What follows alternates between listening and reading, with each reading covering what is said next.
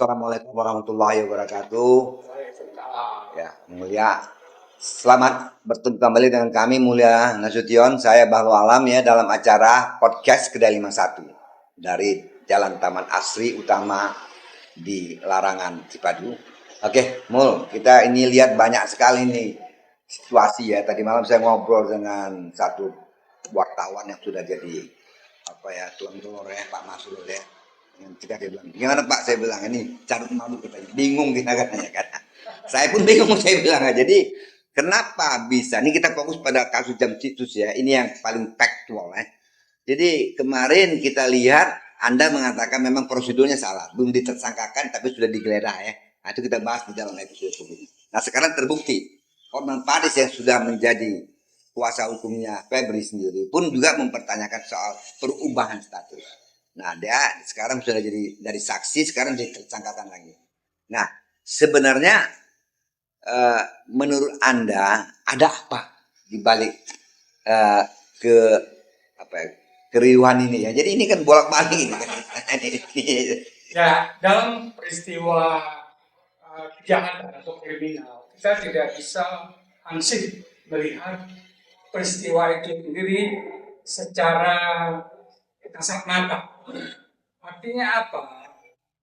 Sebagai jurnalis kita harus memprediksi 1, 2, dan 3 langkah bahkan 4 langkah ke depan apa sebenarnya yang menjadi motif dan latar belakang dari satu peristiwa.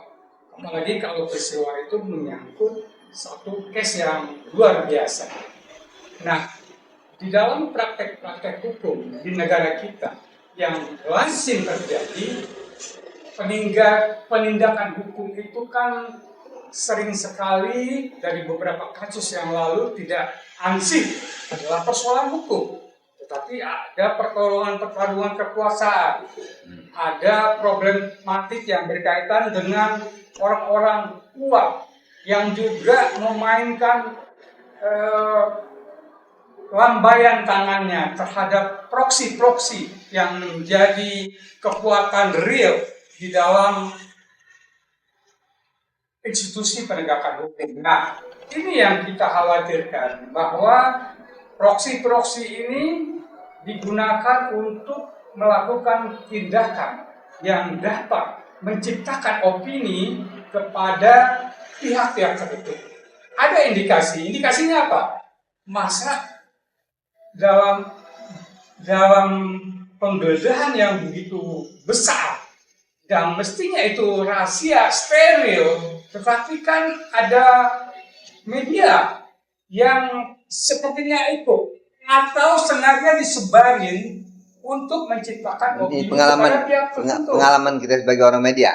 Oh iya dong, kita kan dulu ikut di lapangan, kan kita ngerti gimana prosedur yang biasa dilakukan oleh aparat penegak hukum ketika misalnya penggerebekan gitu loh. Tapi kan media memang pilar keempat dalam demokrasi kan. Ada eksekutif, ada legislatif, ada yudikatif, ada media. Jadi memang harus hadir di dalam setiap proses berdemokrasi, termasuk juga dalam penegakan hukum kan. Jadi itu yang jadi masalah sekarang adalah yang investigatif jurnalis ya. Oke. Nah, itu memang saya juga akui, saya pernah mengalami waktu di RCTI ketika akan terjadi peristiwa 27 Juli. Oke. Saya akan kirim kru kita ke Senayan, waktu itu ada untuk namanya SPMB masuk universitas ya. Oke. Tiba-tiba telepon datang, saya tidak sebut namanya, dari seorang jenderal ke saya. Kita ada pesta roll jam habis subuh. Alihkan kru ke Seman Bonjol katanya. Saya nggak tahu ada apa di Seman Bonjol kan. Langsung diperintahkan, there must be something important. Rupanya terjadilah kuda tuli itu. Saya ingin menggarisbawahi, kalau saya cermati ya, yang digunakan ini kan adalah influencer atau media-media di media sosial, gitu loh ya. Di mana standar-standar jurnalistik yang menjadi acuan kita dan juga menjadi pedoman Dewan Pers itu sepertinya tidak digunakan secara cermat. Jadi trial by the press itu terjadi, gitu loh ya, sehingga opini yang terbentuk dengan semena-mena bahwa Jampitsus punya uang yang luar biasa dan itu menjadi tudingan bahwa dia sebagai orang penjahat. Buzzer Itu jadi. ya. Ini maksud Anda mana Ya, buzzer? influencer. Boxer, influencer. Iya. Ini kita pisah-pisahkan ini Itu soalnya. kalau di media mainstream yang tentu saja punya aturan baku terhadap terutama check and recheck, dia pasti tidak akan semena-mena dan tidak akan segamblang itu membeberkan apa yang dia temukan di lapangan. Itu yang saya maksud. Ya, itu memang satu realitas baru di dalam dunia medsos. Di dunia digital ini memang dituntutlah masyarakat lebih peka melihat informasi yang muncul di media sosial. Karena siapa mereka? Karena bagi saya memang saya selalu percaya pada media mainstream yang on digital. Apakah itu Tribun, Kompas, dan sebagainya. Karena mereka tetap terikat terhadap aturan jurnalistik yang standar ya. Jadi pasti dia lebih verified seperti Tempo Media dan sebagainya, atau CNN News atau Metro. Tapi kalau yang namanya netizen, karena dia pribadi-pribadi, saya perlu lacak lebih jauh sumber informasinya, karena itu bisa jadi sesuatu yang belum tentu berpedoman pada prinsip kita bilang tadi kan. Nah ini yang berbahaya kalau ini dipakai di dalam operasi-operasi pemerintah untuk melakukan penggeledahan. Nah, ini bisa bias. Tergantung siapa yang dia suka kan. Kalau dia nggak suka sama si A, dia sikat si B kan. Nah, kita tidak bisa begitu kan. Kita punya kode etik jurnalistik ya. Kebencian tidak melandasi kita untuk menyampaikan sesuatu. Satu indikasi kemarin ada seorang wanita ini pernah menjadi memenangkan satu kontes wanita gitu ya, dan kemudian dia menjadi advokat. Nah, di dalam pemberitaan di media sosial kan dia diasumsikan sebagai wanita simpanan dari FA, ya kan? Dan itu cenderung memang ada tendensi ke sana, pemberitaan dari media sosial.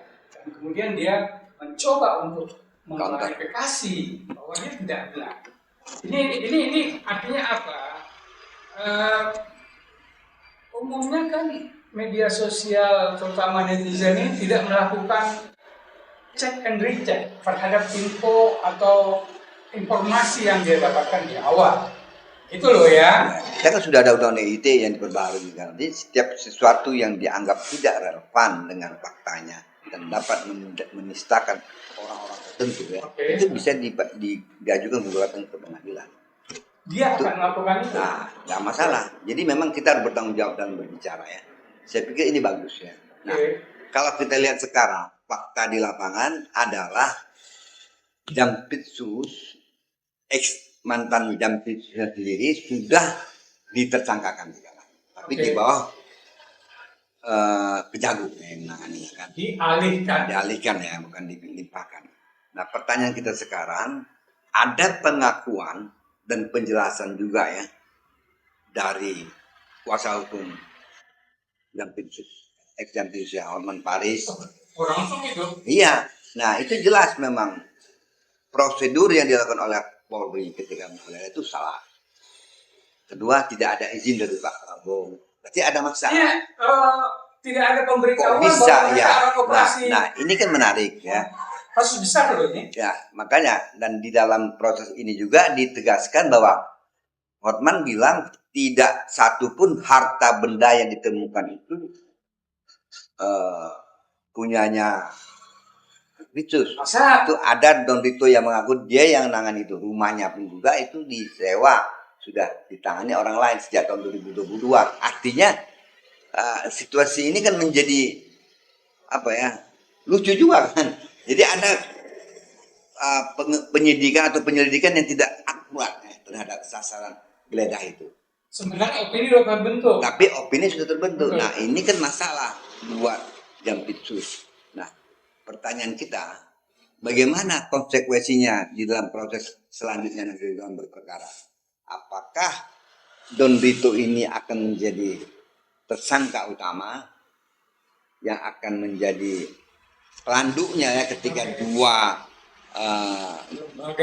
lembaga berkompetisi untuk menutupi kelemahannya, atau apa itu saya nggak tahu ya. Tapi dalam konsep saya berpikir sebagai jurnalis ya, ini ada sesuatu yang perlu dibenahi ya, baik dalam prosedur formal penggeledahan yang sudah dilakukan oleh lembaga besar seperti Polri, kemudian pihak Kejagung sendiri tidak merasa ada komplain. Itu bagian dari bersinergi katanya. Sinergi dua lembaga. Nah, bagus sekali kalau saya kalau dia bersinergi. Tapi masalahnya bagi orang yang sudah terkena imbasnya itu, si Febri ini, Pak Febri ini bagaimana? Dia harus lepas dari jerat hukum ini. Karena ini bukan masalah kecil kan, ini berkaitan dengan harta benda, apalagi disebutkan emasnya asli. Ya, uangnya juga seri uangnya asli, dolarnya semuanya udah diverifikasi. Nah, ini kan membutuhkan keterbukaan kepada publik ya, karena kasus sudah terbuka ya. Ini uang dari siapa sebanyak itu? Apa nggak mungkin kebagian atau Kejagung nggak tahu anak buahnya punya rumah, kemudian rumahnya disewa untuk jadi tempat karena untuk yayasan pesantren bagi sekolah. Nah, ini kan semuanya kan masih mengandung tanda tanya atau perlu diuji. Gimana, Bang? Saya sepakat bahwa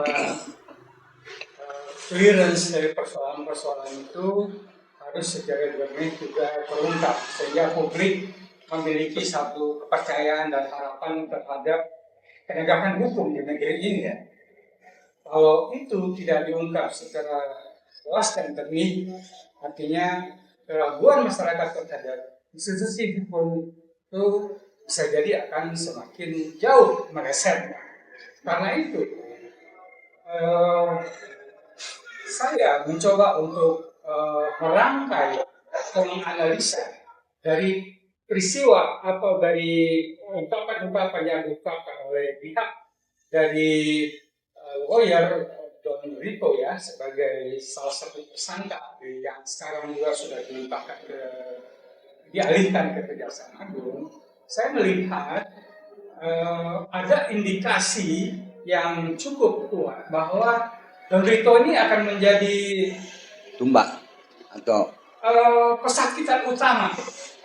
Jadi bisa jadi kafe juga sudah sepenuhnya di bawah kendali Don Rito, kemudian rumah Sentul juga yang katanya disewakan, dikuasakan sejak 2023 juga menjadi di bawah kendalinya Don Rito gitu ya. Bisa jadi juga nanti Don Rito akan menjadi aktor utama di dalam uang atau dolar sebagai barang bukti yang kemarin sudah ditemukan atau diperoleh oleh pihak kepolisian. Nah, itu tuh menurut saya itu yang mungkin terjadi ya. Dan sementara kalau analisa saya, Febri kalau melihat mengacu kepada apa yang dijelaskan oleh Oman Paris bahwa ada prosedur yang keliru, nanti akan ada upaya pra peradilan terhadap proses yang tersangkanya oleh polisi. Proses penggeledahan itu sendiri kan harus dipertanyakan kan.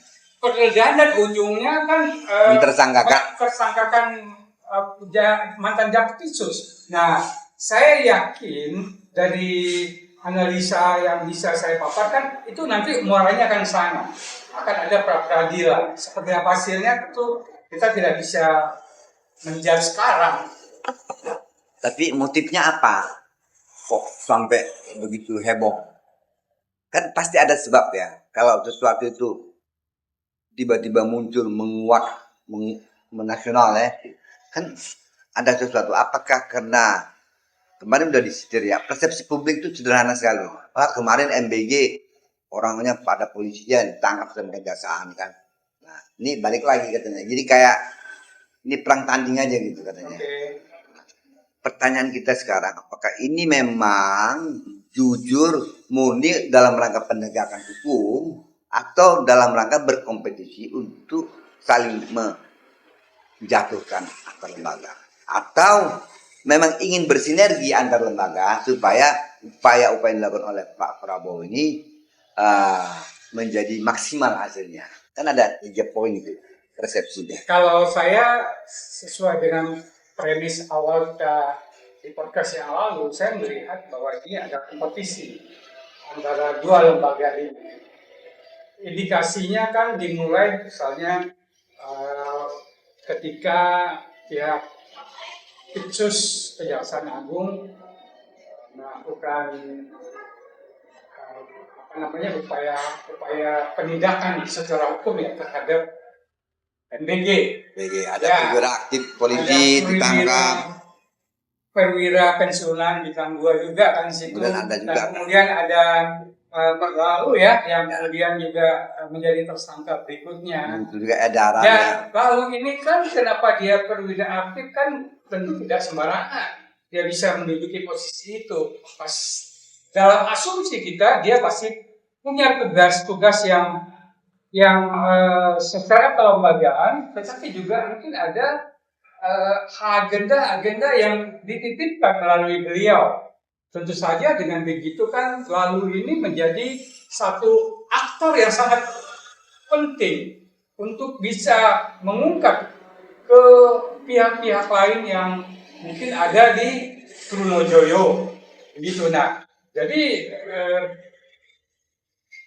asumsi atau indikasi bahwa ada perseteruan antar lembaga menurut saya itu seperti halnya juga banyak masyarakat mengasumsikan itu bisa jadi memang kompetisi itu semakin terbuka. Tapi kemarin saya lihat Pak Kapolri dengan Jaksa Agung sudah tahun-tahun aja gitu. Jadi apakah ini cuman guyon gitu atau cuman basa-basi kepada publik atau memang the real mereka ingin bersinergi ya? Karena kita berpikir ya, dua lembaga ini memang sebelumnya sudah tercemar ya, berbagai persepsi negatif ya, apakah itu kejaksaan ataupun polisi. Ini kita akui dengan jujur ya, kalau kita baca mundur ke belakang. Nah sekarang kita melihat kalau mereka ini tidak mampu bersinergi dengan baik, ini akan merusak tatanan penegakan hukum di negeri kita. Dan buat Pak Prabowo ini masalah. Karena apa? Karena saya dengar Pak Jampitsus ini adalah orang andalannya Prabowo yang berhasil menyikat para penjahat, termasuk oligarki nakal yang di bidang kehutanan maupun di bidang pertambangan, semuanya disikatnya habis. Bahkan kata hampir 410 triliun dia selamatkan bibit ya dari penjahat-penjahat negara ini. Nah, mustahil Pak Prabowo tega hakimi dia. Nah, pertanyaan sekarang, apakah kasus ini akan nanti endingnya sweet ending atau Pak Febri ini harus mendekam hidup sebagai salah satu orang yang terlibat di dalam money laundering? Kalau saya melihat bahwa Febri ini pada ujungnya nanti akan selamat. Yang saya coba analisis ya, alasan saya satu, penggerebekan itu tidak prosedural. Kedua, kepemilikan itu ternyata bukan punya beliau, tidak ada kaitannya. Ini asumsi yang bisa saya paparkan ya, bahwa nanti itu Dodrito yang akan menjadi tulang punggung dari kasus ini. Tulang punggung dalam pengertian bahasa okemnya itu kan kambing hitam, gitu ya. Nah itu bisa terjadi seperti itu, gitu loh ya. Jadi kemungkinan itu akan terbuka ke depannya bahwa apa yang dilakukan oleh polisi itu seperti yang dijelaskan oleh Hotman Paris itu tanpa bisa pengetahuan dari presiden. Artinya si Febri ini kan hero nih di mata presiden, punya orang yang punya keberanian algojo yang luar biasa ya, tahu-tahu disikat sebelum beliau menjadi posisi puncak. Jadi intinya kayak Piala Dunia dia belum kosong ya skornya. Ini masih kalau misalkan Pep beri selamat berarti 1-0 buat Gazzano gitu kalau ini bercanda nih. Gitu. Ya. Saya setuju dengan pendapat Anda itu kalau memang ada ruang ya untuk escapism ya keluar dari itu. Yang jadi masalah sekarang si Don Rito ini akan menjadi subjek yang dirujak nanti oleh para penyidik ya, karena dia harus mengungkapkan semua asbabun nuzul daripada harta-harta itu, mulai dari emasnya yang saham. Nah ini kita tunggu episode berikutnya ya, mudah-mudahan ini makin menarik ya, karena saya pikir Indonesia ini nggak pernah luput dari berbagai isu-isu yang kadang-kadang bisa dipecahkan, kadang-kadang kita bingung ya. Nah itulah ada kesan dari orang tuh, memang carut marut ini masih berjalan.